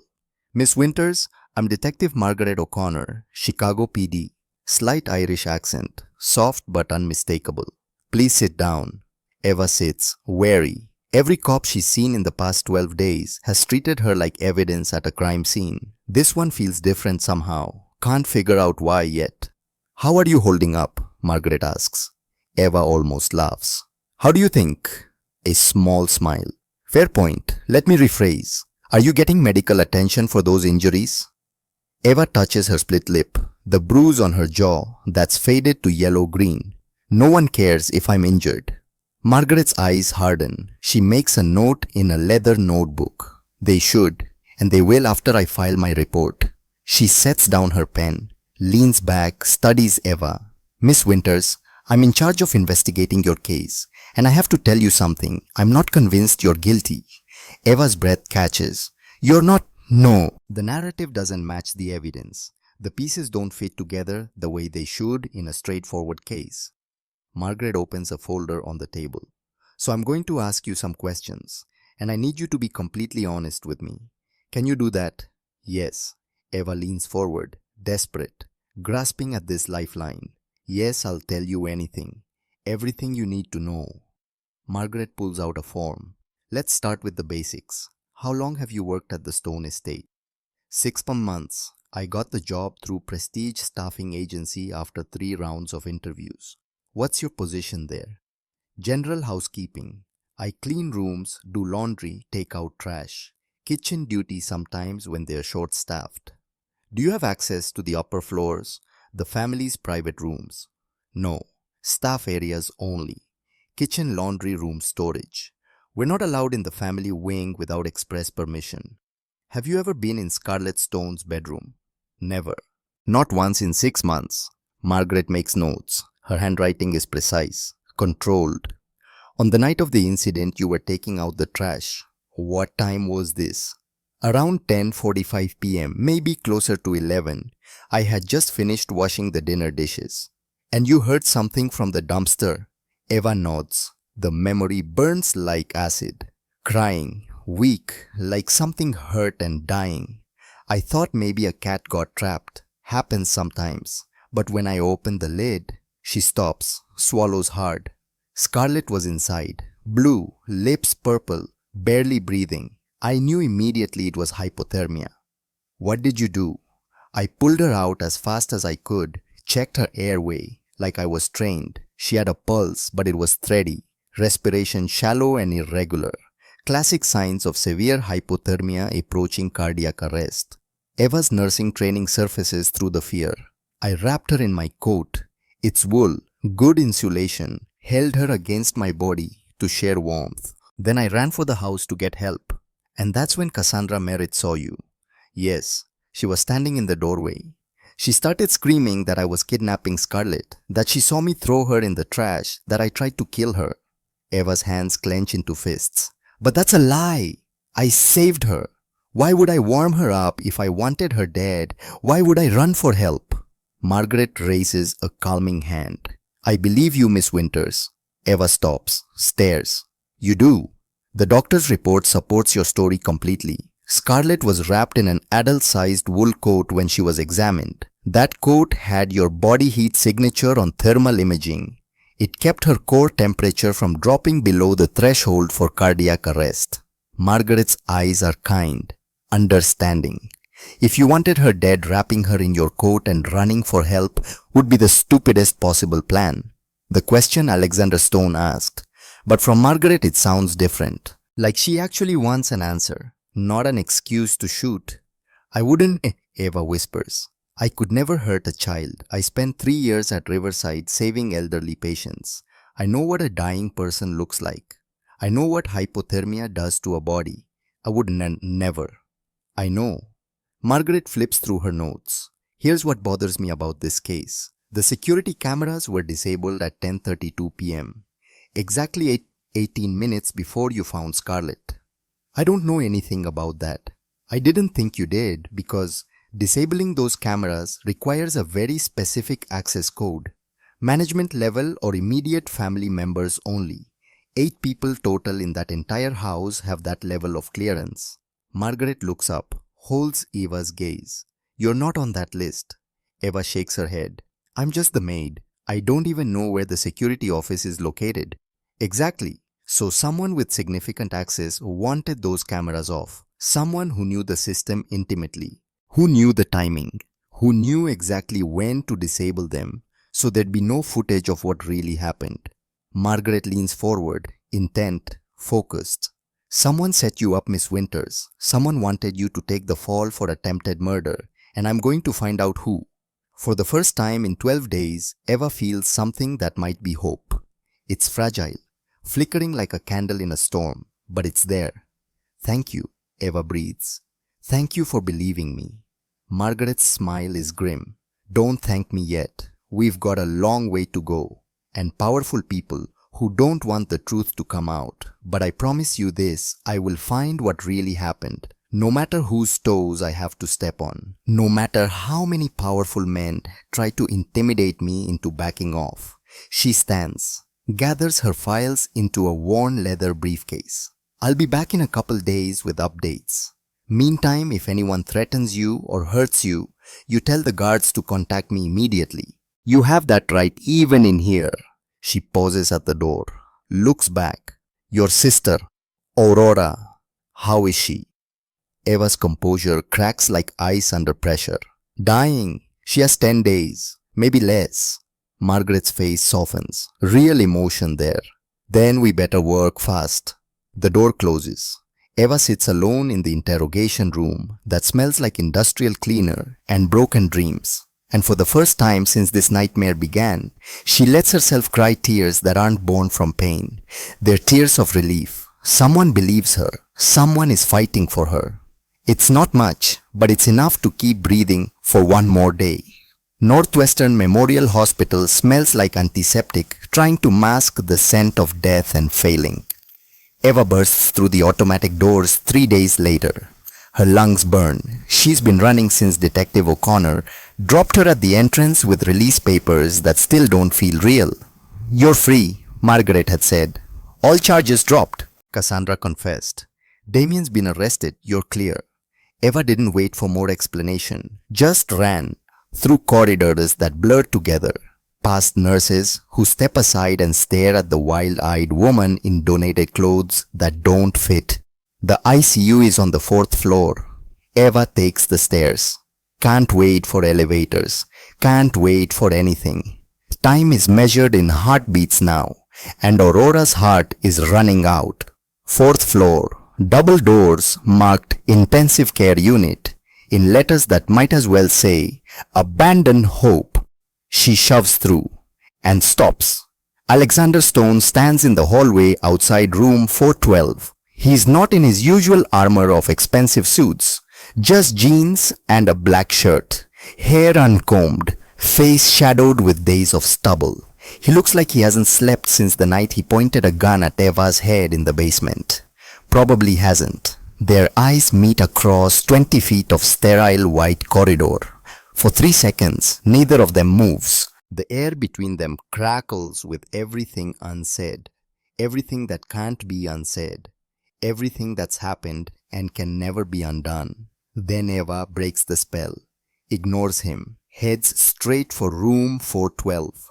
A nurse steps in her way, young, exhausted from a double shift. I'm sorry, only immediate family can. I am family, that's my sister. Eva's voice cracks. Aurora Winters, I need to see her, right now. The nurse hesitates, glances at Alexander. He nods once. Permission granted from the man who owns this city. The nurse steps aside. Eva pushes through the door, and her world implodes. Aurora lies in a hospital bed that swallows her whole, tubes everywhere. IV lines snaking up her arms, oxygen mask covering her face, heart monitor beeping in weak, irregular rhythm that sounds like time running out. Her skin is the color of old newspaper left too long in the sun. Her chest rises and falls in shallow gasps. Each breath looks like it costs everything she has left, and she doesn't have much left to give. Eva stumbles to the bedside, grabs Aurora's hand, cold, like holding winter itself. Rory, I'm here, baby. Aurora's eyes flutter open, take a moment to focus. Blue-gray, like storm clouds that have forgotten how to rain. Eva. The word is barely a whisper, muffled by the oxygen mask. Is it really you? I'm here. I'm out. They let me go. Eva smooths hair back from her sister's forehead, damp with the sweat of a body giving up. Detective O'Connor cleared my name. It's over. I'm free. Aurora's lips curve into the faintest smile. You're safe. Yes, and you're going to be fine. You hear me? You're going to be fine. Eva. Aurora's eyes fill with tears. Don't. Eva's voice breaks. Don't say goodbye. Don't you dare. I'm tired. I know, but you can rest after the surgery. After we fix your heart, you just have to hold on a little longer. Just a little longer. Aurora's hand twitches weakly in Eva's grip. The money. We'll get it. I'll figure something out. I always do. There's not enough time. There's always enough time, but even as Eva says it, she knows it's a lie they're both pretending to believe. The heart monitor stutters, beeps irregularly. Aurora's breath catches. A doctor appears. 50s, wire-rimmed glasses. Face that's delivered too much bad news to too many families. Miss Winters, Eva looks up. Yes. I'm Dr. Nathan Clark. I've been treating your sister. He moves to the monitor. Checks readouts with practiced efficiency. Frowns. Can we speak outside for a moment? No, whatever you need to say it here. She deserves to hear it. Dr. Clark glances at Aurora. Back to Eva, weighs something in his mind. Her heart is in complete failure. Ejection fraction dropped to 12% overnight. Without immediate surgical intervention, she has 48 hours, maybe less. The words hit like bullets. 48 hours, 2 days, 115,200 minutes. The surgery. Eva starts. Heart transplant costs $200,000. We need 70% upfront to secure a donor heart and schedule the operation room. 140,000 minimum. Dr. Clark's voice is gentle but firm, professional. Do you have access to that amount? Eva's mouth opens, closes. She has 98,000 saved, 42,000 short, might as well be 42 million. I'll get it, Eva whispers. I'll get it somehow. Just schedule the surgery, please. I'll have the money, I swear. Miss Winters without the deposit? I can't even put her on the transplant list. I said I'll get it. Eva's shout echoes through the ICU, other patients' rooms, down the hallway, into the nurses' station where tired staff look up from their charts. She doesn't care who hears. Let them all hear. Let the whole hospital know she's desperate. Dr. Clark exchanges a look with the nurse. That look that medical professionals share when they know a patient is doomed, but the family won't accept it yet. I'll give you some time. They leave. Eva collapses into the chair beside Aurora's bed, buries her face in her hands. How is she supposed to get $42,000 in 48 hours? She could sell everything she owns. Wouldn't add up to $5,000. She could beg every bank in Chicago. Already tried. Got rejected by all of them. Too much income for charity. Not enough for loans. She could rob someone. Go to prison again. This time for real. There's no way out. No possible solution. Aurora is going to die in this bed, and Eva is going to watch it happen. Aurora's hand finds Eva's. Squeezes weakly. It's okay, Aurora whispers through the oxygen mask. I'm not afraid. Stop saying that. Eva lifts her head, tears streaming. You're not dying. I won't let you die. Some things we can't control, sissy. I don't care what I can't control. I'll rob a bank if I have to. I'll do anything. The door opens. Eva's words die in her throat. Alexander Stone steps into the room. He's holding a manila envelope. Eva stands, places herself between him and Aurora. Defensive, protective, ready to fight if necessary. What are you doing here? Alexander doesn't answer immediately, just looks past Eva to Aurora in the bed. Something flickers in his eyes, too fast to read. Might be recognition, might be guilt. Then he holds out the envelope. What is that? Eva demands. Open it. I don't want anything from you. Open it. Eva snatches the envelope, tears it open with shaking hands. Papers spill onto the bed. Medical billing statements from Northwestern Memorial Hospital, all marked in red letters, paid in full. Eva stares at the papers, reads them again, can't process what she's seeing. The words don't make sense strung together in this order. You. Her voice won't work properly. You paid for her surgery. Yes. Why? Alexander's jaw tightens. A muscle jumps. Because I was wrong. 3 words. They hang in the air between them like smoke from a fire that's still burning. Eva's hands start to shake. The papers flutter. You were wrong. You put me in jail for 12 days. You let people beat me. You pointed a gun at my head. You called me a... Her voice breaks like glass. And now you think money makes it better. No. Alexander's voice is low, rough like gravel. Nothing makes it better. Nothing I do will ever erase what I did to you. I know that. But your sister is dying and I can help. So I am. Eva looks down at the papers again. $200,000. Paid in full. A fortune she could never have earned in 10 lifetimes of scrubbing toilets and taking out trash. Her sister's life, purchased by the man who tried to destroy hers. The rage that's been building for 12 days finally detonates. Eva throws the papers in Alexander's face. They flutter around him like confetti at a funeral, land on the sterile floor between them. I don't want your blood money. Eva's scream tears from somewhere primal, somewhere beyond rational thought. You think you can buy forgiveness. You think money erases what you did to me. She steps forward, and before thought can catch up with action, her hand flies. The slap echoes through the ICU like a gunshot. Alexander's head snaps to the side. A red mark blooms on his cheek like a flower made of shame. He doesn't move, doesn't retaliate, doesn't raise a hand to defend himself, just stands there and takes it. You hit me. Eva's voice shakes with fury. That's been locked away for 12 days. You dragged me to a basement and pointed a gun at my head. You let them throw me in jail where I was beaten every single day. Alexander's eyes close. I know. You don't know. You have no idea what it was like. Tears pour down Eva's face unchecked. Being accused of hurting a child when I saved her. Being brutalized by people who believed your lies. Having to watch my sister die while I was locked in a cage for something I didn't do. I know. His voice is barely audible, and I will carry that for the rest of my life. I don't care what you carry. Eva grabs the envelope off the floor, shoves it against his chest, hard enough to make him step back. Take your money, take your guilt, take everything and get out. I don't sell my dignity, not to you, not to anyone. She turns away, returns to Aurora's bedside, her whole body shaking with rage and grief and exhaustion. Behind her, she hears Alexander pick up the scattered papers, one by one, slowly. Hears his footsteps move toward the door. Then they stop. The surgery is scheduled, he says quietly. Whether you take the papers or not, the hospital has been paid. Your sister will be in the operating room at 6 a.m. tomorrow morning with the best surgical team in Chicago.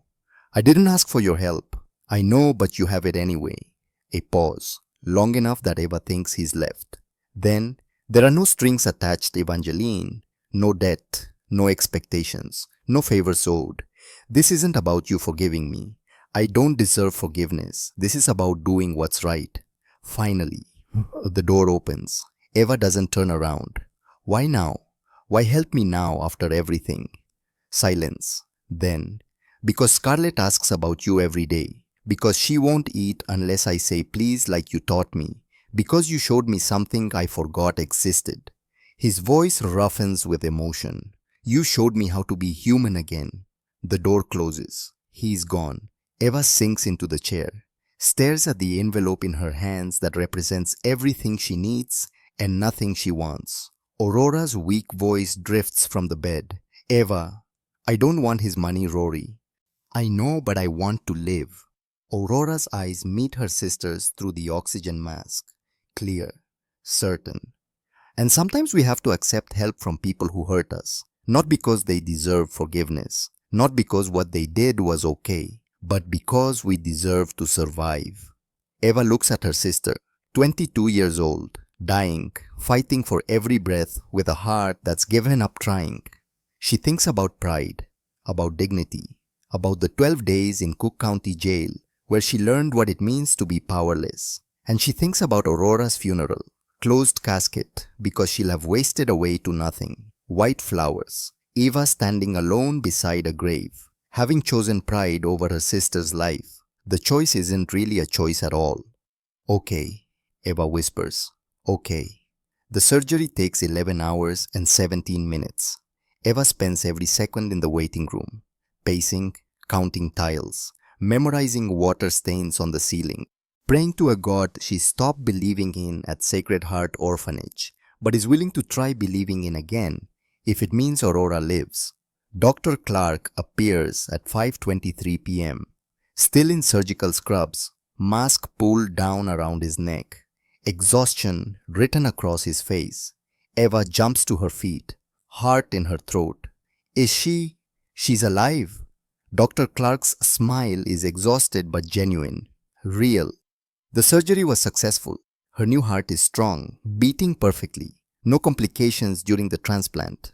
Eva's legs give out. She sits down hard in the uncomfortable plastic chair, covers her face with her hands, and sobs. Relief so overwhelming it physically hurts.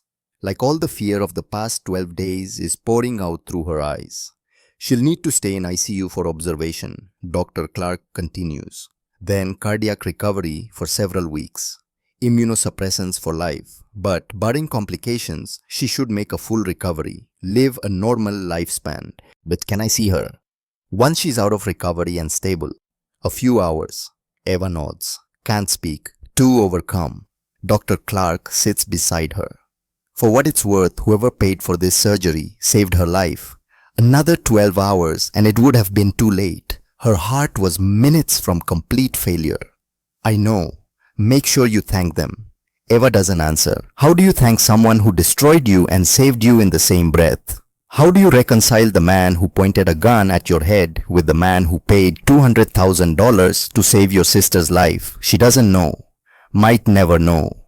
3 days later, a letter arrives. A nurse delivers it to Aurora's hospital room, where Eva has been sleeping in the chair beside her sister's bed, watching the monitors, counting heartbeats that are strong and steady now. She recognizes the handwriting on the envelope. Elegant, precise, masculine, inside a single page and a contract. Miss Winters, I understand you need employment. Your previous position at the Stone Estate has been terminated due to the circumstances surrounding your arrest. I would like to offer you a new position. Head nanny for Scarlett. Salary of $125,000 per year. Private accommodations on the estate grounds with separate entrance. Full medical coverage for you and your sister, including all follow-up cardiac care and medications. I understand if you refuse. I would refuse too if I were you. But Scarlett asks for you every night. She won't sleep without the coat you wrapped her in. She calls it Miss Eva's hug. She's having nightmares. The psychologist says she needs stability and someone she trusts. I'm not asking you to forgive me.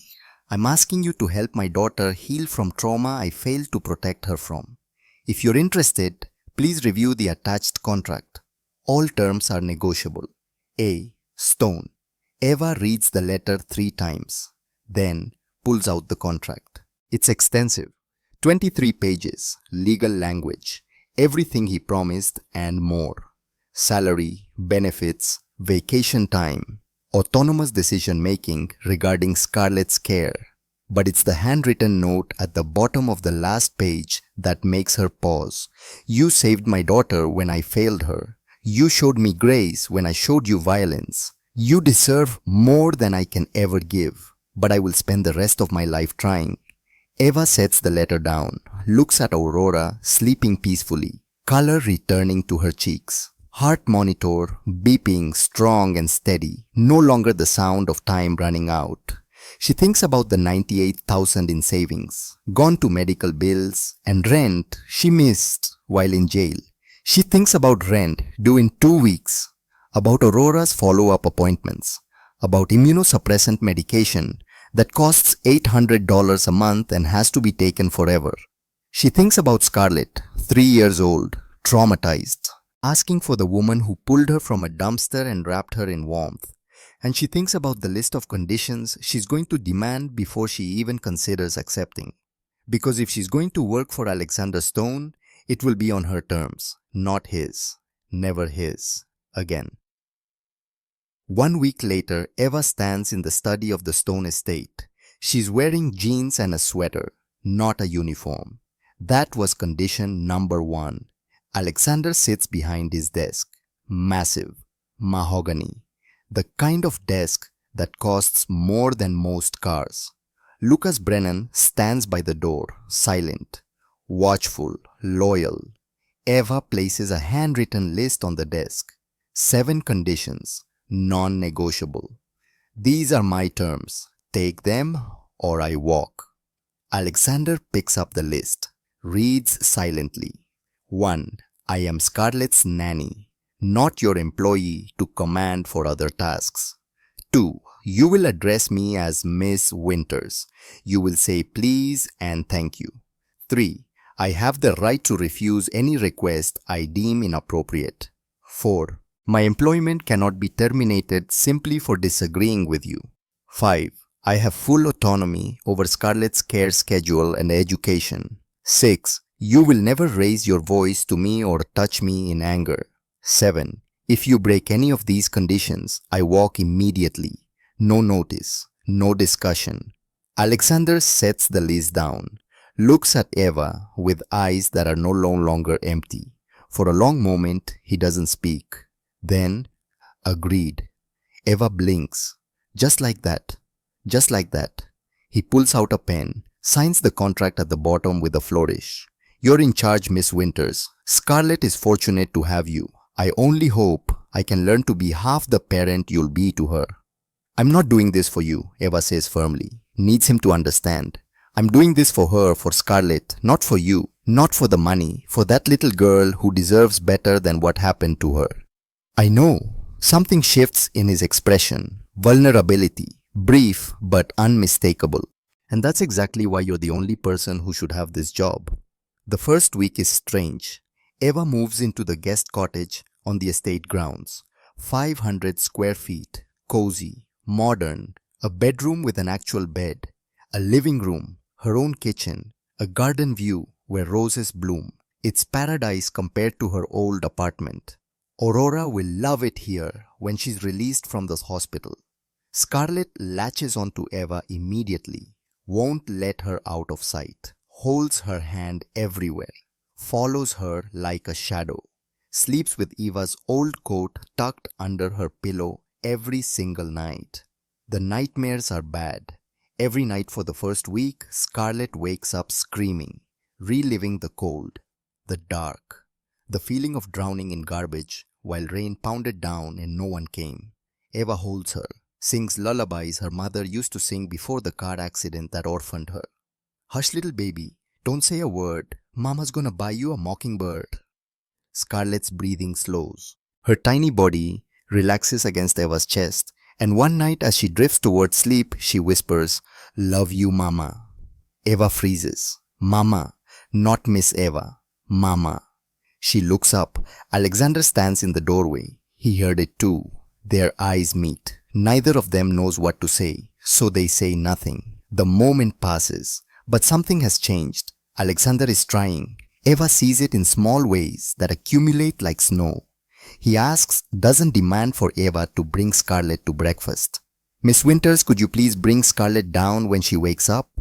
His voice is stiff, unnatural, like he's speaking a language he just learned from a phrase book. But he's trying. Of course, Mr. Stone. After dinner one night, Eva puts Scarlett to bed, reads her 3 stories, tucks her in. When she comes downstairs, Alexander is waiting awkwardly in the hallway. "Thank you," he says. The words sound strangled, like someone has their hand around his throat squeezing. Eva almost smiles. "You sound like someone's choking you." "It feels like it. Practice makes perfect, Mr. Stone." He nods, starts to leave, stops, turns back. "How is your sister Aurora?" "Better, recovering well. They're talking about releasing her next week. She's welcome to stay here, to recover. The house has 12 bedrooms, most of them empty. She can have whichever one she wants."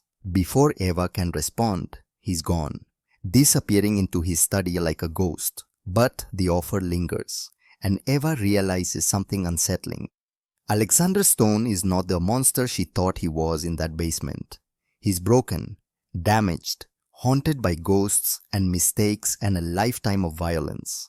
But not a monster, just a man trying to find his way back to being human. 3 weeks into the job, the storm hits. Literally. A thunderstorm rolls through Chicago. Lightning strikes the power substation. The entire estate goes dark. Scarlett's scream tears through the blackness like fabric ripping. Eva runs from the cottage. Alexander runs from his bedroom. They reach Scarlett's room at the same moment. In the darkness, their hands collide, reaching for the door handle. Electric shock jolts through Eva's skin. She gasps, pulls back. Lightning flashes outside the window. For 1 second, the room is illuminated like day. Alexander's face is inches from hers, close enough to see the stubble on his jaw, the exhaustion in his eyes, the way he's looking at her. Not with anger, not with suspicion, not with guilt. With something else entirely, something that makes Eva's heart stutter. The darkness returns. They both move to Scarlett, calm her together, Eva on one side of the bed, Alexander on the other, working in sync like they've done this 100 times. "It's okay, baby," Eva soothes. "Just thunder. We're both here. You're safe. Both of you." Scarlett's voice is small in the dark. "Both of us," Alexander confirms, his voice gentler than Eva has ever heard it. They stay until Scarlett falls back asleep. Then Alexander stands. "I'll check the generator." He leaves quickly, almost fleeing. Eva sits in the dark room, her heart pounding for reasons that have nothing to do with the storm. This is dangerous, she thinks. Whatever is building between them is dangerous. Because he hurt her, broke her, nearly destroyed her completely. And she will not let herself forget that. No matter how he looks at her in the lightning, no matter how her heart skips when their hands touch, she can't. The peace lasts exactly 19 days. Then, Lucas Brennan appears at the cottage door, dawn barely breaking, his face grim as death. "Miss Winters, where's the boss?" "In the main house, I think." "Why? What's wrong?" "Damien escaped federal custody during prisoner transfer yesterday. He's in Chicago. We have confirmed sightings." Eva's blood turns to ice water. "Wadai, boss is implementing full lockdown protocols, triple security. No one in or out without clearance. You and Scarlett need to stay in the main house until we locate him." Lucas's eyes are hard. "This is serious, Miss Winters. Damien wants revenge, and he'll go through anyone to get it." Eva doesn't argue. Within an hour, the estate transforms into a military compound. Armed guards on every corner. Bulletproof shutters on windows. Cameras everywhere. Everyone on high alert. Alexander moves through it all like a general commanding troops before a battle he knows will be bloody. That evening, Eva checks on Scarlett before bed. Routine. Normal. The room is empty. The window is shattered. Glass everywhere, glinting like diamonds in the lamplight. Scarlett's pink stuffed rabbit lies on the floor in a pool of glass shards, one button eye torn off. Eva's scream brings everyone running. Alexander arrives first, takes in the scene. His face goes white as chalk. "Scarlett!" His roar shakes the walls. Pictures rattle in their frames. Guards flood the room, search the grounds, the house, every inch. Find nothing. Eva stands frozen by the window, her hands shaking so badly she can barely hold her phone when it buzzes. Unknown number, video message. She opens it with trembling fingers. The screen shows a warehouse. Dark, industrial, abandoned. Damien Stone stands in the center wearing a smile that would make demons nervous. To his right, Aurora sits tied to a chair. Ivy line from her arm ripped out, blood trickling down, her face pale with terror. To his left, Scarlett, crying, small hands bound with zip ties that are too tight for a 3-year-old's wrists. Damien smiles at the camera. "Hello, Evangeline. I have a full house tonight." He trails the knife along Aurora's ivy wound. She whimpers. "Hearts are so fragile, aren't they? All it takes is a little stress, a little fear, and they just stop." Aurora's eyes find the camera, pleading. "You want them back. Simple trade. You for them. Come alone." He gives an address, abandoned meatpacking plant on South Ashland. "You have 90 minutes. Anyone else shows up, I start cutting. Tick-tock." The video ends. Eva stares at the screen, cannot breathe, cannot think, cannot exist in a world where this is happening. Alexander's hand grips her shoulder, gentle but firm, grounding. Let me see. She shows him with shaking hands. His face becomes a stone, carved from rage. Lucas, trace that video. Find the location. I want 20 men ready to move in 10 minutes. Already on it, boss. Eva heads for the door. Has to move. Has to do something. Alexander blocks her path. Where are you going? Where do you think? Eva tries to push past him, desperate. He has my sister. He has Scarlett. I have to. You're not going alone. He said. I don't care what he said. Alexander grabs her shoulders, forces her to look at him. Listen to me. You go alone. He kills you first. Then he kills them anyway, just to hurt me. That's how this works. That's how he thinks. Then what am I supposed to do? Eva's voice breaks into 1,000 pieces. That's my sister. That's Aurora. She just had a heart transplant. She can't if he hurts her. He won't. Alexander's voice drops, intense, focused. I swear to you, Evangeline, I will not let him hurt anyone you love. Not again. Never again. Eva's eyes fill with tears. What can you promise? You don't understand what she means to me. Then let me protect you both. His hands frame her face, gentle, reverent. I will not let him take you. I will not lose you. Do you understand? I can't lose you. The words hang between them, heavy with meaning. Not I can't lose Scarlett. I can't lose you.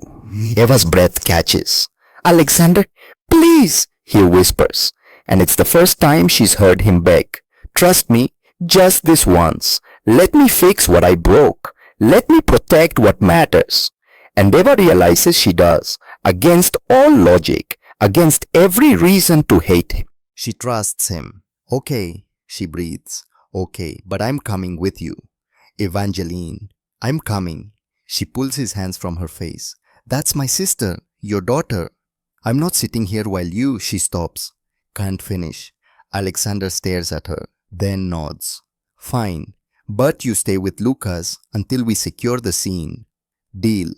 The warehouse is on South Ashland, Hartley's meat packing plant. Abandoned 15 years ago. Perfect place for an ambush or a final confrontation or both. 6 black SUV pull up 2 blocks away.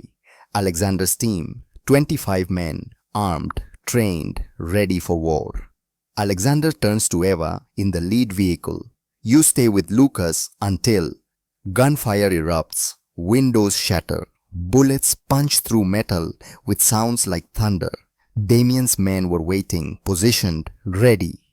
Go move, move, move, Alexander shouts. They pour out of vehicles.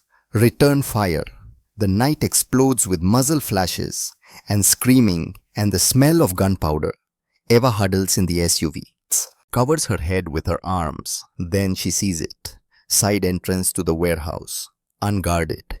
Everyone focused on the front assault. She makes a decision that will either save them all or kill her. Slips out of the vehicle.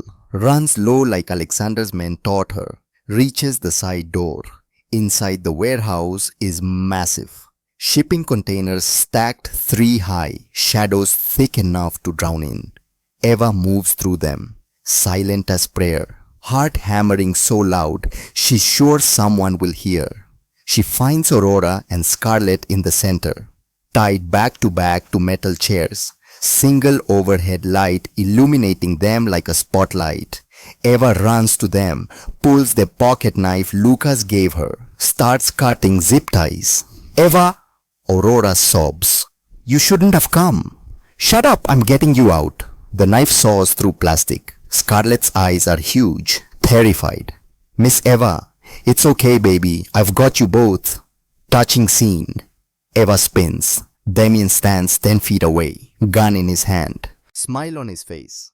Beyond him, Alexander is surrounded.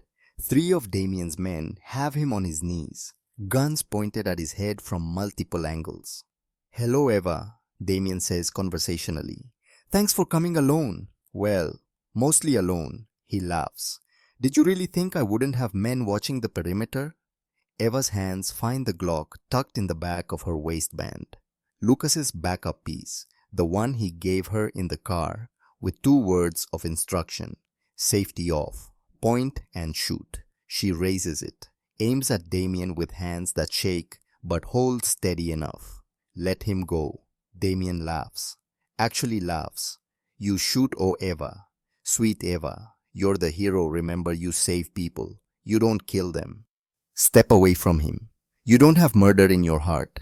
Damien turns away from her, dismissive, like she's not even a threat, points his gun at Alexander. Watch your brother die, Eva. Then you're next. Then your sister. Then that screaming brat. The gunshot echoes like the end of the world. Damien screams, drops to the ground, blood pouring from his right shoulder. The gun clatters across concrete.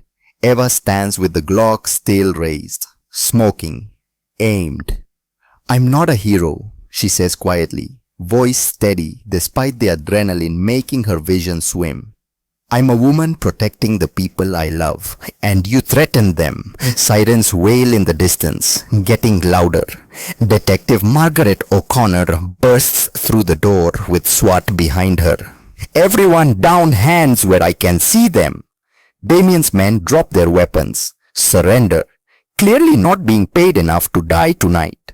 It was all Damien, one of them shouts. We were just hired muscle. We didn't know about the kid.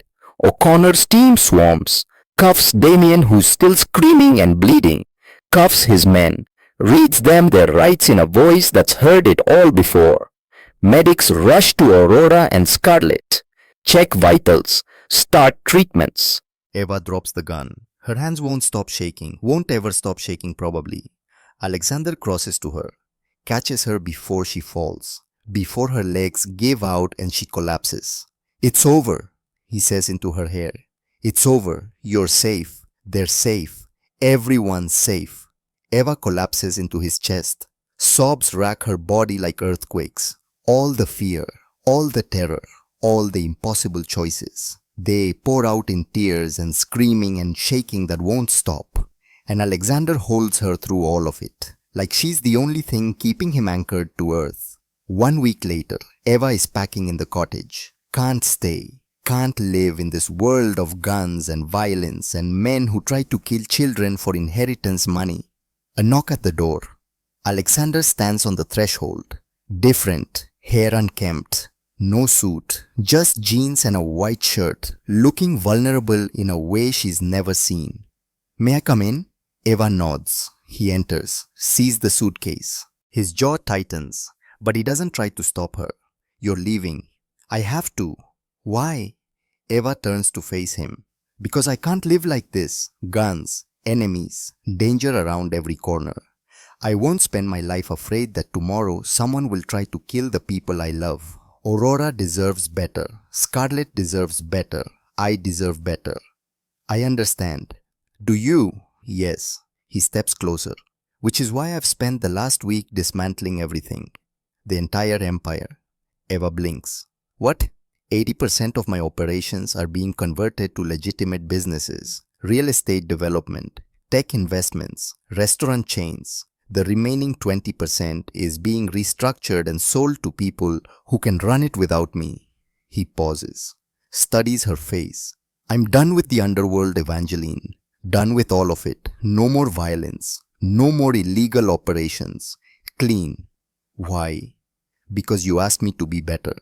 Eva's breath catches in her throat. Alexander moves closer, stops 3 feet away, and then he does something that steals the air from the room. He drops to his knees. Evangeline Winters, who once knelt in mud while he pointed a gun at her head. Now Alexander Stone kneels at her feet. I don't deserve your forgiveness, he says quietly, voice raw. I hit you, imprisoned you, let people brutalize you in jail for a crime you didn't commit. I pointed a gun at your head and told you I'd kill you. Alexander, please get up. No, not until you hear me. His voice roughens with emotion. You saved my daughter when I failed her. You showed me grace when I showed you violence. You taught me how to be Scarlett's father when I'd forgotten how to be human. Tears stream down Eva's face. But more than that, he looks up, his eyes wet, vulnerable. You taught me what it means to be brave, real bravery, not violence, not power, but choosing kindness when the world has given you every reason to be cruel. You saved Scarlet when you had nothing to gain. You forgave me when I deserved death. He stops, swallows hard. You made me want to be worthy of you, and I know I never will be. I know what I did can never be undone. But, get up, Eva whispers. Not until you get up, please. He stands slowly, uncertain, like he's not sure what she wants.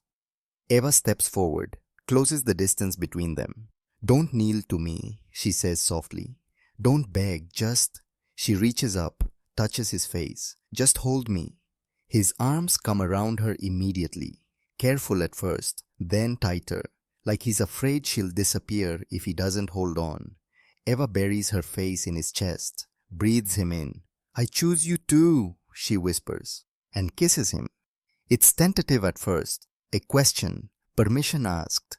Alexander's answer is to pull her closer, deepen the kiss, pour everything he can't say into the pressure of his mouth on hers. When they break apart, both of them are crying. I'll spend the rest of my life proving I deserve you, Alexander says against her hair. I know. I'll never stop trying. I know that too. They stand together in the cottage as rain starts to fall outside. Another storm coming. But this time Eva isn't afraid, because this time she's not alone. The garden is beautiful. Where the dumpster once stood, white roses bloom, hundreds of them. Isabel planted them herself with Aurora's help, a living memorial to the night that changed everything. Today, they frame the aisle where 30 guests sit in white chairs. Detective Margaret O'Connor sits in the front row, smiling. She was invited before anyone else. Aurora stands as maid of honor, healthy, glowing, her new heart beating strong. Dr. Nathan Clark sits beside her. They've been dating for a year now. He makes her laugh. That's all Eva needs to know. Isabel graduated Northwestern Law School last week. Already has a job at the public defender's office. I'm going to defend people the system fails, she told Eva. People like you. Scarlet is the flower girl. 4.5 years old now. Pink dress. Basket of rose petals. She scatters them down the aisle while singing at the top of her lungs. Here comes the bride, all dressed in white. And then Eva appears. Simple white dress, no veil. Hair loose around her shoulders. Aurora's locket bracelet on her wrist. She walks toward Alexander, who stands under the rose arbor wearing a dark suit and crying without shame. When she reaches him, he takes her hands. You're beautiful, he whispers. You're not supposed to talk yet. I don't care about rules anymore. You taught me that. The officiant begins. Words about love and commitment and choosing each other every day. Eva barely hears them. Just stares at the man in front of her. Transformed. Rebuilt from the ashes of who he was.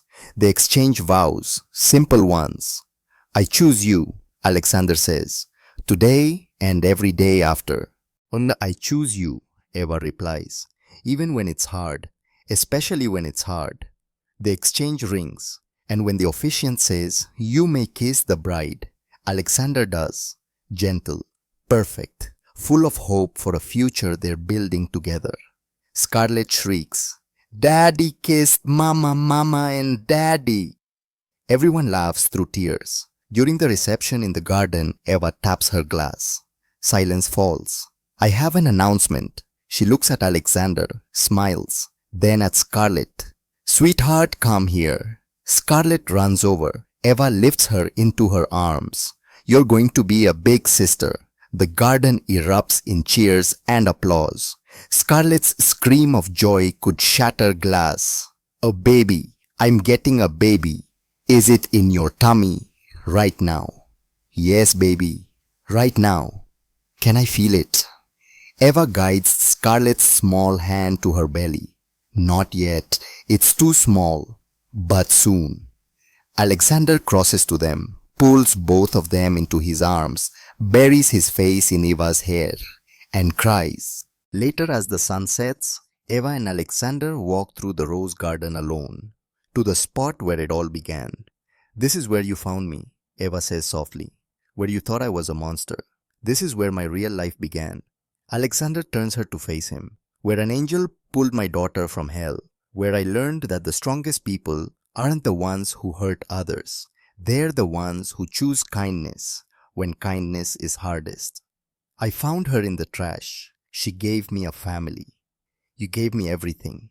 They stand together in the fading light. Eva's hand on her belly where new life grows. Alexander's hand over hers.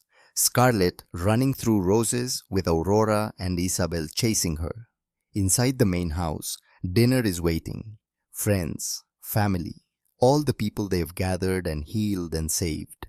Not perfect, never perfect, but whole, and that's enough, more than enough. It's everything.